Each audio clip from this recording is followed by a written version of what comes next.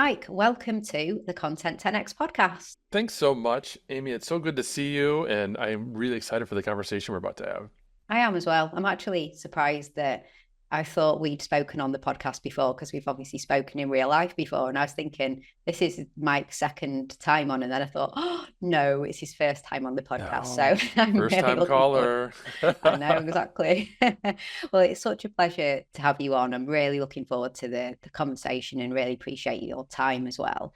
So you are Chief Storyteller at Agorapulse, which is a absolutely fantastic job title. Would you mind sharing a summary of, what does that mean? Like, what does it entail to be chief storyteller at Agorapulse? But also, just for anyone who isn't familiar with Agorapulse as well, just share a little bit about what that is as well. Yeah, it really is a cool title, isn't it? I love it. It was not my idea. It was my boss, Emmerich, the founder of Agorapulse. He came to me and said, "What do you think about this?" And it had evolved because I am responsible for a big part of the number of stories that we're telling at Agorapulse. And as the name implies, that's what the role is all about, is telling our story, not just our brand story, but our customer story, our prospect story, the people in our industry, people like you and I who are working in marketing. We're hitting struggles and challenges every single day. We're worried about AI. We're trying to figure out new tools. We're trying to understand how social media algorithms are impacting delivery of content and traffic and all these things. And how are we actually solving those struggles, regardless of whether it has anything to do with Agorapulse or not? So I have a number of podcasts where I'm talking to different kinds of industries and marketers in those industries and getting them to share those stories. I'm talking to our customers, and I'm also, and this is a key part, I'm also helping the rest of the company understand what is our brand story, what does it mean when we talk about storytelling, what does a good story look like, and how do we tell those stories on a day-to-day basis so that if they're talking to customers, they can share those stories, or if they hear a great story from a customer, they can surface that to me. So what Agorapulse, what we do is we're a social media management platform. So we're helping our agency customers and our business customers make sense out of social media and actually figure out what to do on social media that actually drives real business results for themselves, right? So we're always talking to folks who have hit some challenges. Maybe they've got some really outdated processes in their organization, or maybe they're just trying to figure out what should they be doing, which social channel should they use, and how should they do it. And we love talking about, how did they figure out that magical combination of, yeah, we should use Instagram plus TikTok plus LinkedIn in a B2B business. Who would have thought? But sometimes that works, and we love sharing those stories. I'd be keen to know in terms of the role and really leaning into storytelling, as you said, was that something that as a company you thought we are really good at storytelling and let's really craft that out and focus on it? Or was it the opposite way where you thought, you know what, we need to get better at storytelling, so let's really like hone in and focus on that? Sadly, it was the latter. We we recognized that we weren't very good at it. It wasn't so much that we weren't good at it, is that we weren't consistent at it. That's really probably a better way to frame where we were at 12 months ago. We weren't consistently looking at the successes and the interesting stories that our customers were already doing, were already sharing with us. We've had processes in place for years where we would ask them, how are you doing? What do you think? What have you done with Agorapulse? And we get really amazing feedback, and then nothing would happen, right? It goes into a Slack channel and it dies. So we didn't have somebody specifically responsible for looking at that feedback, for looking at what our customers were accomplishing, and making sure that those really, really great and interesting stories were being surfaced. So as an example, as a result of me being in this role and having a conversation with one of our users, she is running the digital marketing program at a university here in the Midwest United States. And so she's using Agorapulse partially to help train her students, but also as a real world exercise. They have an agency that's basically owned by the college, and the students are in that agency doing real work for businesses in the community using Agorapulse. And I'm having a conversation with her talking about, how she's using the tool, what the students are doing. And it was fascinating how without Agorapulse as a means to actually manage the work, they were at risk of losing that agency and being shut down as a department. So that was pretty cool. But then she shared this really interesting story. We were talking about AI and how we have a generative AI feature within our composer. So if you're using Agorapulse, you're going to share something to social media, you can use our AI tool to spin it, make it more professional, funny, or whatever. She has a student who isn't a native English speaker.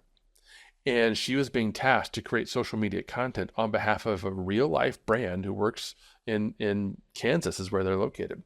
And she was struggling to create content that was fitting with the brand's tone, which happened to be sarcasm. She just couldn't understand how to be sarcastic in English. But using the AI tool, she was able to create social posts that perfectly captured the tone and voice of the client that she wouldn't have been able to do before. That was amazing, right? And those are the kinds of stories that now that we're focused on it, and I'm having conversations every day with customers, prospects, influencers, and so on, they come to light.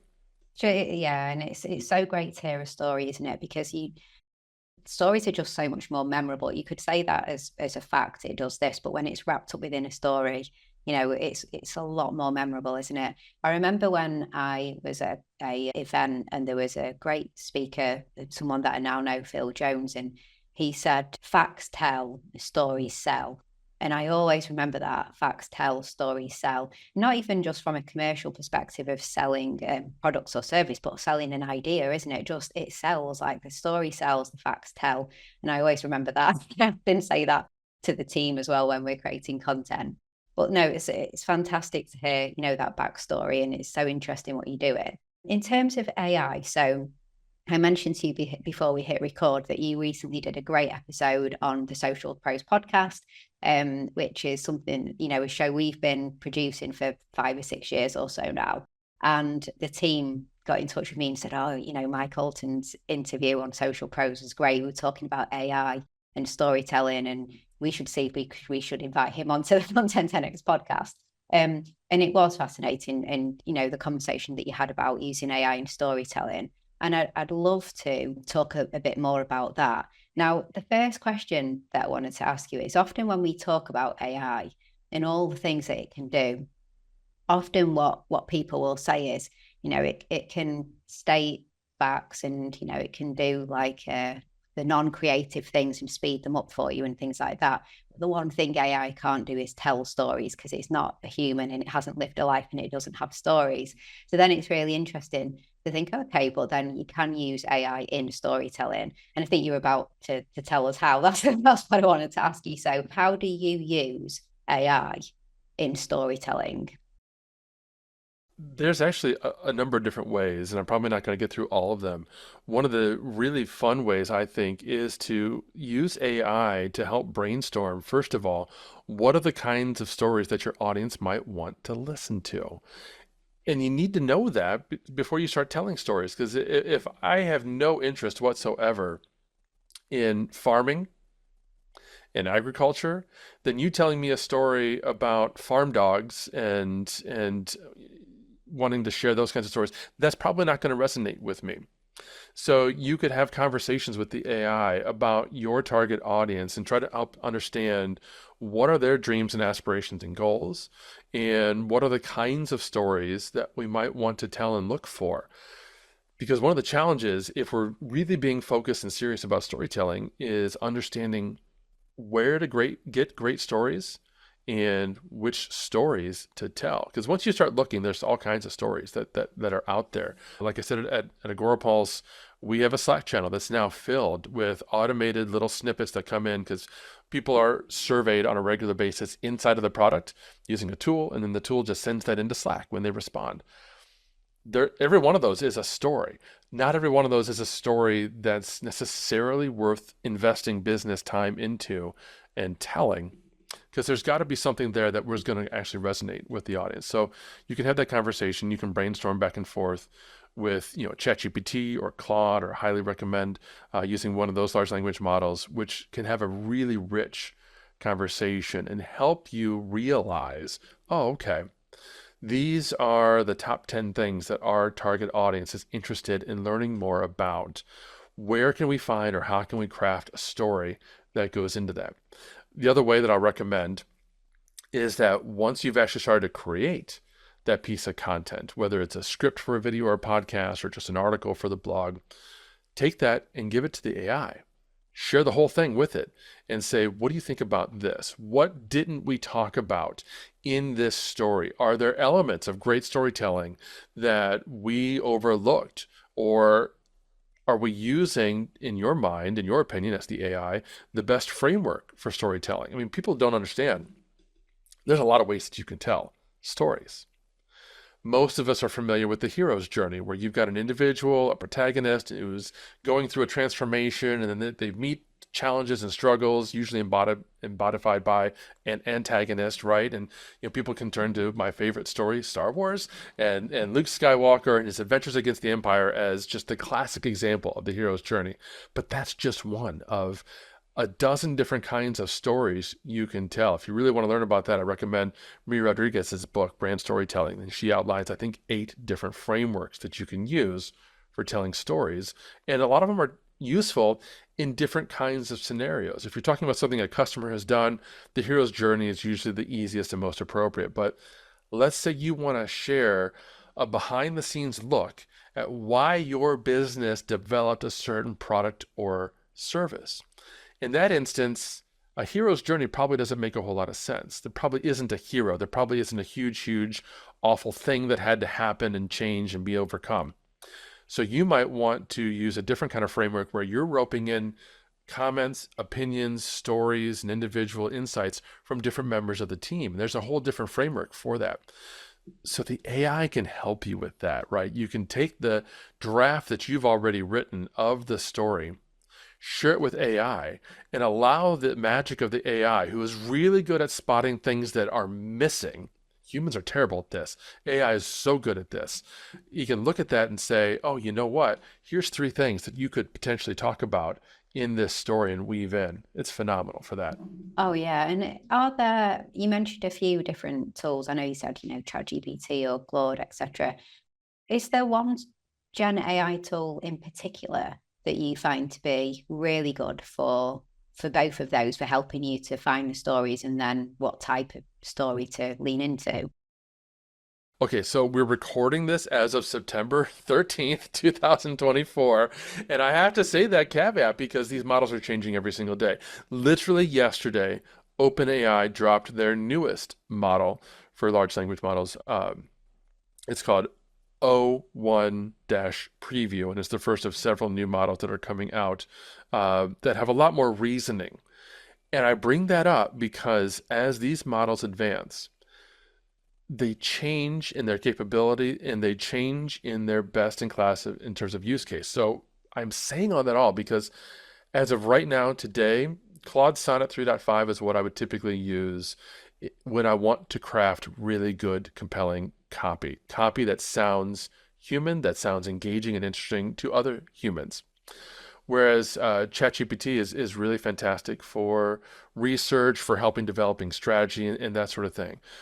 But their OpenAI's newest model, because of the way that it thinks, may actually be superior, and that's something that we're going to have to test. And that's important to understand. The large language models prior to what was just released by OpenAI, they don't take the time to think through what they're being asked and evaluate what they're being asked against what they know to be correct. And the classic example of that is if you'd asked OpenAI's ChatGPT 4.0 to spell the word strawberry and ask it how many R's are in strawberry, it actually gets that wrong because it doesn't think through the problem. It's trained to give you an answer as fast as it humanly can, or as possibly as it can. The new models are being trained to think and evaluate. And that might actually make them to be better writers because you and I both know when we're writing a piece of content, when we're crafting content, we don't just spill it out as fast as we can possibly type and then hit publish. Oh no, there's edits, there's revisions, sometimes painstakingly so, right? Where we rethink, I mean, those of you listening to me right now, just think about the last time you wrote an email or wrote a message into Slack. You probably reread it at least once to make sure that there weren't any typos, that it conveyed what you were trying to communicate, right? The AI models up until yesterday did not do that, but now they're going to start doing that. So I'm sorry that was a long-winded answer to the question, but these are things that are changing every day. But right now, yeah, the basic answer is I use Claude today for writing because I found in my experience, at least for the type of writing that I'm doing, it's superior. And do you find that you have really quite complicated, like prompts, quite complex prompts? So, over time, have you got some kind of cut and paste of like, you fill in the gaps, but you've got the ideal setup and scenario and everything for the prompts? Because it really is often the quality of what you put in is defines the quality that comes out, isn't it? So, yeah, if you got loads of pre-written template type prompts that you work with. This is a great question because you are absolutely right. The quality of the output is dependent on the quality of the input, which means over time, you as the user of AI need to have an awareness of when a really in-depth prompt is required, of when it's okay if you just type a couple sentences and see what the AI thinks. And there's certain instances where that's going to be absolutely fine. But in many business and marketing use cases, whether we're developing a strategy for a client, whether we're working on a new custom persona, whether we're creating copy, whether it's ads or blog post copy or scripts for videos or podcasts. In those instances, typically, you're going to want to have taken the time to instruct the AI who you are, who your target audience is, and what is it exactly that you're looking to accomplish. If it's copy, what's the tone, the style, the length, all those kinds of things. You need to give the AI that up front because otherwise, like I said before, its role is to answer your question as quickly as it possibly can and be as helpful as it can. And unless you tell it to ask you questions, it's not going to ask you questions. So if you say, write me a blog post, it will write you a blog post. Even if you don't tell it what to write you a blog post on, it will just give you a blog post. And it's obviously going to be garbage at that point. So yeah, I've got pre-created prompts. These are custom GPTs or personas. I use a tool called Magi, right, where the personas are baked in there. And I use them for researching podcast guests and doing other kinds of tasks that I'm doing on a regular basis. So if you've done something 4, 5, 6 times, and you know you're going to do it at least 3, 4, 5 times more, see how you can automate that, see how you can pre-document that and build that into some kind of a custom GPT, whether that's just all the information is already there for the GPT, for the AI to run through, or if there's steps, and this is another really great piece of advice. If you have a larger thing that you want to accomplish and you want AI to help you, it's best to break it down into smaller tasks and do it step by step by step. So when I'm preparing for a podcast, I have it ask me who's the guest, what's their LinkedIn, we agree on that. Then we talk about the topic for the podcast and we agree on that. And only then do we move on to things like what questions are we going to ask? What's the custom bio that I'm going to read about the client or the interviewee, those kinds of things. Yeah, that's so interesting because you have 5 podcasts, don't you? And I know that would be that's quite a thing. And I was absolutely planning to dig in and ask you that question. How does AI play the role in juggling 5 podcasts? And clearly, you've already just explained one of them in terms of it's really helping you to prepare and get the bios and the questions ready and things like that. And obviously, you've already talked about how it can also take those interviews and be letting you know where the stories are and what kind of stories to tell and things like that. What other really key aspects of what key areas do you use AI in the workflow to manage to manage so many podcasts? I imagine you've got lots of tricks, especially since I know at least one of them is specifically about AI. Seems to be learning it as you go as well. That's very true. Yeah, I'm definitely learning as we go. And in fact, just yesterday, we launched podcast number 6. So now I'm on 6 total podcasts. I've got 5 for Agorapulse, and each one is focused on a very different audience. That's why we have so many. And then on my own, I've got the AI Marketing Impact podcast. And you're right, there's no way I can do all that if I hadn't brought in AI and figured out how to use that to help me.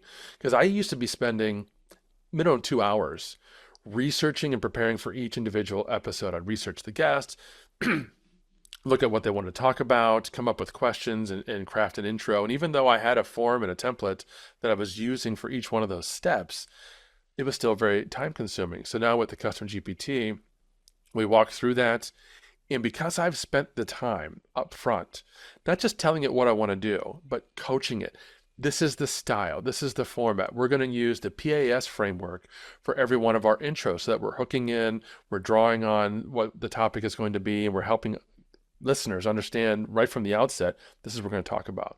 I tell it to craft a custom bio that looks at the guest's LinkedIn, that does a Bing search and understands, these are the best companies they've worked with. These are the accomplishments they've talked about in their LinkedIn. That's what we're going to hype up and highlight, regardless of what they've written, if they've written an actual bio. So all that saves a tremendous amount of time. The other thing I've started to do, though, with AI is help me take already written blog posts that I want to use on my podcast. And I feed the entire blog post into ChatGPT or Claude, and I say, hey, here's the article that I wrote. And the article has headlines and bulleted lists and sections and all these things that are great for a blog post that you would never want to just read into a podcast.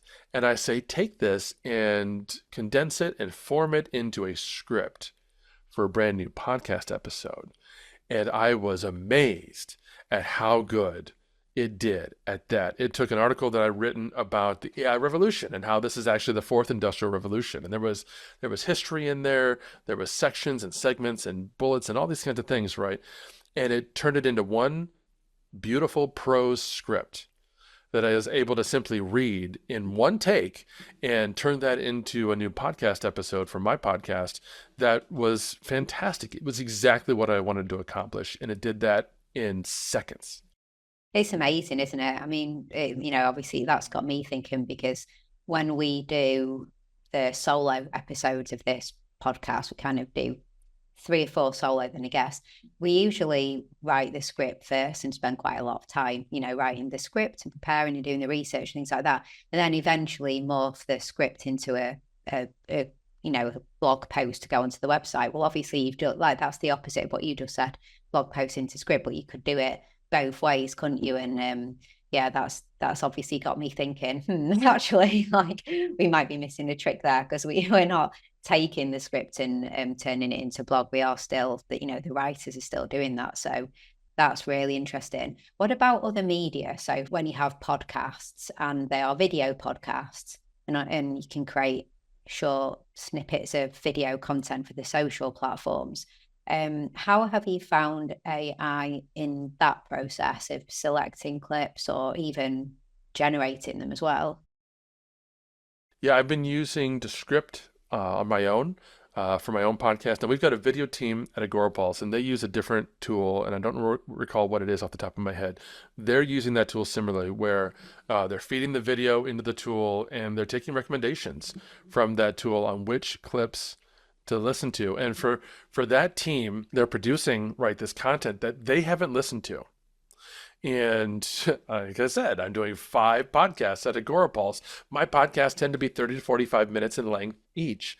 That's a lot of video to listen to try and glean out which would be the best segments for our Agorapulse audience. So the tool is saving them tremendous amounts of time by giving them 2, 3, 4 suggestions, and they just pick 1 or 2, right? And they use the tool to, create a stacked, guest above the host, vertical image with the captions embedded in the middle, and it's creating really, really great content for TikTok and YouTube Shorts and Instagram Reels and Facebook Reels, and now even LinkedIn is looking at featuring and improving or focusing on vertical content. Now, on my own podcast, that is just me, and so I have a very, very limited amount of time personally to do the AI marketing on back podcast. I'm doing interviews, and on Saturday mornings, I'm typically spending an hour or two doing some quick edits into script, where Descript is fantastic. It removes all the filler words, all the ums and the ahs.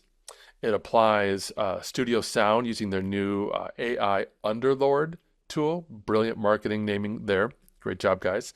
And so they're helping me right away with the audio. And then I simply listen, and I'm paying attention to, what are some great segments that the guest says that I know that's going to resonate with my audience. So that's my process on my own podcast, but it's definitely time saving all around. Yeah, it is, isn't it? And I think the way I see it is that if it works well, it actually enhances creativity as well, because it removes some of those tasks that doesn't require too much creativity to allow you to then indulge and embrace in the creative side. So I think it's, it can be used for the good. Now, I would love to know, obviously you mentioned your podcast where it's all about AI, the podcast that you personally have, and you're having loads of conversations. So I'd love to know, firstly, what is the most interesting use case that you've heard through all the conversations that you're having, or just generally in life, for AI that just really surprised you? You were like, whoa, like I never thought that you would use AI for that. I'm specifically in the marketing, like in the marketing world. Love the question. And that's definitely what we're driving for on that show, is to surface, really, really interesting use cases. I think because AI is a technology and not a specific tool, right? It's not a Canva where before you even open the tool, it's to build images. And that's what I'm going to do if I have a Canva account. AI is just this vast, nebulous, vague technology with lots of potential. And without examples, we don't know what they are. So two that come to mind. The first one I almost kind of already talked about, which was Andy Christina taught us how to use AI to identify gaps in our content. And he was actually the one that showed me how AI is really good at identifying what's missing. So in his use case, he was saying you could have a spreadsheet of all the content you ever published. I've got over 1,000 articles that I've written over the past decade, right? I could feed all that into the AI. And AI is going to be able to instantly analyze that and tell me, okay, yeah, these are the buckets where you've been writing, but you know what? These are the topics where you've never touched on or only lightly touched on. And based on what I know about your target audience, those would be really strong topics for you to talk about. A content gap analysis, something that his firm, Orbit Media, might have spent weeks doing on behalf of one of their clients. Now they can get that done within a matter of moments with AI. And to your point earlier, move on to much more important strategic analysis. Okay, great. These are the topics we should write about. What does that look like? Right? That's where you need that human involvement. The other example that was incredibly mind-blowing and fun, I had Chris Penn on the podcast, and he's been in AI for over a decade. And we were talking about my method for podcasting and everything. And he talked about how one of the best things you can do as a podcast host is ask your guest a question they've never been asked before. And this is particularly true. The more famous your guest is, the more podcast interviews they have been on, the less likely it is that you're going to ask them anything that they've never been asked before. And it's important because if you get somebody really good, really experienced on your show, you don't want to ask them the same thing they've been asked 100 times, because their answer is going to be interesting, but not excited or passionate. It's really not anything that your audience couldn't have found by listening to somebody else's podcast. So he showed us live, this was unscripted on the show, how you could go to YouTube and download the videos for all the podcast interviews that this person has ever done. And then you could use AI to transcribe those interviews, feed them all into a document, feed all those documents into AI, and have the AI read every interview that they've ever done. And then ask the AI, great, now that you understand every question that Amy Woods has ever been asked on every show, what has she never been asked? That would be really interesting to my audience. And he showed us that live. He scripted it all, and he's Chris Penn is incredible. So it was mind-blowing. It was obviously impressive to watch him do that on the moment, because he was right. If I'm going to interview Guy Kawasaki, I can't possibly watch every interview Guy's ever given. There are hundreds. It's thousands of hours of content. I don't have that kind of time unless that's my full-time job. And even then, I probably wouldn't still have that kind of time. But if I could bring an AI to do that, and then Guy comes on my show and I ask Guy a question he's never been asked, he's literally going to say out loud, wow, I've never been asked that before. And then he's going to deliver an incredible, incredible answer. Oh, I absolutely love that. And it's more interesting for them as a guest if they get asked things they've never been asked before, as long as they don't feel like you're trying to catch them out. You look forward to being asked something that makes you think a bit differently, and you have to have the slightly different conversations what you usually have, which is really good. And then it's interesting for the person interviewing, it's more interesting for the audience, And then you genuinely can say when you are trying to promote the show that tune in to hear questions that have never been asked before. And you can be fairly confident that you're right if you've gone to that amount of work to find those questions. So I absolutely love that. They're great examples. I had Christopher on the podcast, on the Content 10X podcast recently as well, a couple of months ago. And again, we dug into AI and more kind of like the intellectual property and like infringement and copyright, like duplicate content, all that kind of conversation. We had a really good conversation about that. But yeah, fantastic answer. I was also going to mention to you that we had Ian Anderson Gray, and you're friends with Ian as well, aren't you?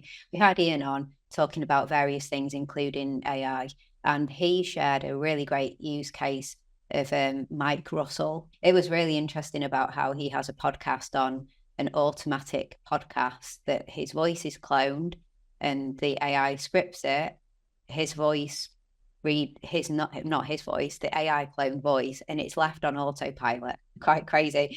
I'll have to I might have slightly said that wrong, but I think I'm pretty sure that that's exactly what Ian said. So like, it's only short episodes about AI. So it's kind of an ironic thing. It's a automatic podcast about AI done by AI. Like it's kind of, the irony's there as well. Final question then. The worst application you've heard, like where you've just thought, oh boy, like that's not great, or that's gone too far, or I don't think you're doing that right. Is there anything that you've been a bit the opposite, like a bit underwhelmed by the example? I'd have to say this hasn't come up on my show. And I guess I'd be kind of proud about that, because that means the guests that I'm bringing on this show are giving really, really interesting, good use cases. And I have to chuckle a little bit when I say this. The worst use case I've seen so far is something very similar to what you just talked about from Ian. It was a podcast about AI that, as far as I could tell, there was no human involvement whatsoever in that. And that kind of use doesn't really impress me. That kind of use case, I'm thinking, well, then what are we creating? If it's just AI talking about AI, buy an AI, okay, well, then who's going to benefit from this? Who's even to say whether or not it's good and accurate? And I think this is a really important point and a real flaw in this kind of a model, because if it's AI generated content, I don't know how much your listeners understand, but most AI models are trained on older content. Like I said a moment ago, OpenAI just released their latest large language model, ChatGPT o1-preview. So when it came out last night, one of the first things I did was I opened ChatGPT, I changed the model to use o1-preview, and I asked it, what do you know about ChatGPT o1-preview? And after thinking about it, which it's supposed to do, it came back to me and said, I've been trained on material up until something 2023. I'm not familiar with that model. Perhaps you'd like to tell me more. It doesn't know. It doesn't know anything about itself, ironically. Crazy. But it proves the point. It doesn't know anything that's happened in the last 12 months because it hasn't been trained on that information. And particularly when we're talking about the advancement of artificial intelligence, anything older than 12 months ago is literally old news, because like we've already said a couple times, things are changing so quickly. So yeah, to have any kind of content that's talking about that of anything, and it's all AI based and AI created and AI distributed, just seems very flawed, in my opinion. Yeah, that was exactly my response. But why? Who for? Well, like, what? How does the world benefit from that? I suppose. Like, I don't know if the world really benefits from that. So yeah. Yeah, it's interesting, but how do we know that it's true? And I guess the real concern for me is who's listening to that content and taking it for truth. Oh, I heard it on a podcast, as we recently heard somebody say, well, I saw it on TV. That doesn't mean it's true. That doesn't mean it's accurate. So it certainly doesn't mean we should be taking that for any kind of factual information that informs our business or marketing decisions. I agree. And then I think if you end up having a disclaimer saying, this is completely automated content and anything could be incorrect, what's the point? Again, like what's the point? Like, yeah, I think it's when it goes a little bit too far. Yeah, I think it's the blend of being really smart, and all the examples you shared of really, great time saving, smart and efficient ways to apply it as more of an assistant whilst keeping the human side and the creativity and imagination as well. Obviously, in storytelling, you're helping find stories and you're helping work out what the best type of stories and things like that. But it's still coming from a human at the end of the day with an imagination and a creative mind and things like that. And it's the blending of the both is where the magic is, really, isn't it? So Yeah, yeah, and that disclaimer that you mentioned is super important. I use AI to power a LinkedIn newsletter. So every week I feed the most recent podcast that I published into ChatGPT, and it creates a LinkedIn newsletter for me. And I even gave it the character of Clue, CLU from Tron. And so it's creating the summary and pulling out pull quotes from the guest and talking about, this is what this episode was about. And then I publish that as a LinkedIn newsletter. And I say from the outset, Clue, my artificial intelligence assistant, wrote this, and it's signed off, Clue and Mike Allton, because I read it, I make sure it's okay. But it's 100% AI generated. And what's interesting is the power of LinkedIn newsletters. It's got 2,000 subscribers. So thousands of people, they're okay with seeing that AI generated summary, presumably because I was upfront from the beginning. So this is going to be an AI generated summary every week of the past week's podcast.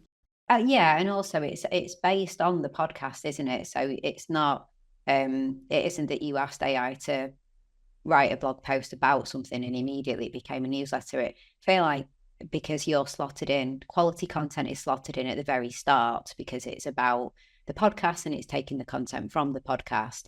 It's just kind of going further on from something already created that is quality to begin with. So there's that to work with, isn't there? Which I think makes a big difference than if it was just coming up with a few ideas and not actually based on real quality content to begin with.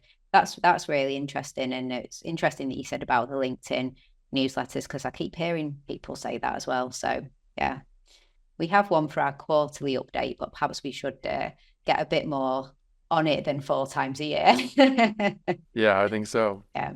Well, Mike, thank you so much for coming on the Content 10X podcast. It's been, it's been a fantastic conversation. I was really looking forward to speaking with you about all of these things, and there's so much more we could discuss, but time is up, isn't it? We've got to get back to it. You've got to get back to your 6 podcasts, haven't you? So, I do.